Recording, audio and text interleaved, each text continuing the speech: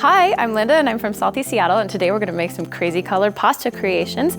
Two-tone bow tie pasta. A few years ago, my adorable little son, Bentley Danger, developed a dislike for vegetables. I thought of all sorts of things I could do to try to sneak vegetables into my naughty little child. I finally decided, you know, I make pasta all the time anyway, why don't I just puree the vegetable ingredient and he'll never know. And he loved eating it, and he also loved playing with it, and so it was kind of like a really cool double bonus because it also gave us an activity to do together that we both enjoyed. He started eating a really nutritious sort of rainbow of colored pasta.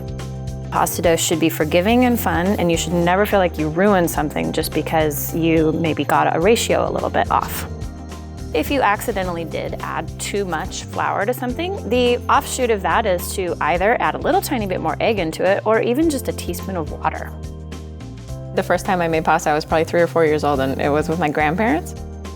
My grandparents maybe tasked me with the more labor-intensive things. They would crack the eggs because that took actual technical skill. Then they would have me do the kneading and the rolling out with the rolling pin, which took forever. And the funny thing is now I realize those are the tasks that I actually assign my son.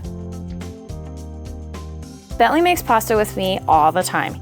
His favorite color, though, is red, and so I feel like he will overlook the fact that there are beets in it, even though he knows there are beets in it, because of the fact that his actual favorite color is red.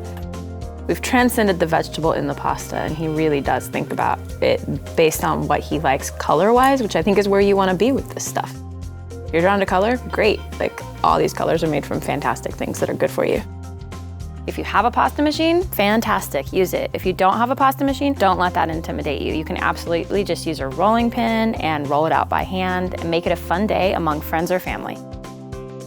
Now we're going to cut our pasta into the final shape, which will be bow ties, or farfalle in Italian, and farfalle just means butterflies. Kids love to try to master the pinch. Kids have tiny fingers, so they do have a little bit of an advantage on us. Getting to cook together, I think, is just such a great, important life skill that will help my family, you know, my son later on in life, but also for now, it's an awesome family activity that we can do together. I lived in Italy for a while, and one of the first multiple colored pastas I ever saw was green and yellow backed together. I always thought that that looked so brilliant, seeing those two colors kind of side to side. Whenever possible, I like to start with fresh vegetable ingredients just because the nutrients are more packed into those fresh ingredients.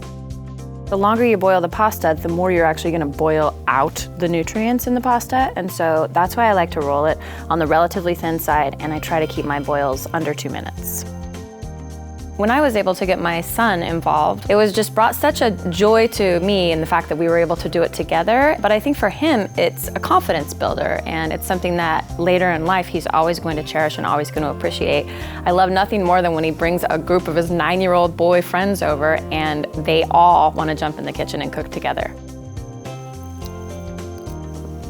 Tasty. Oh, yes!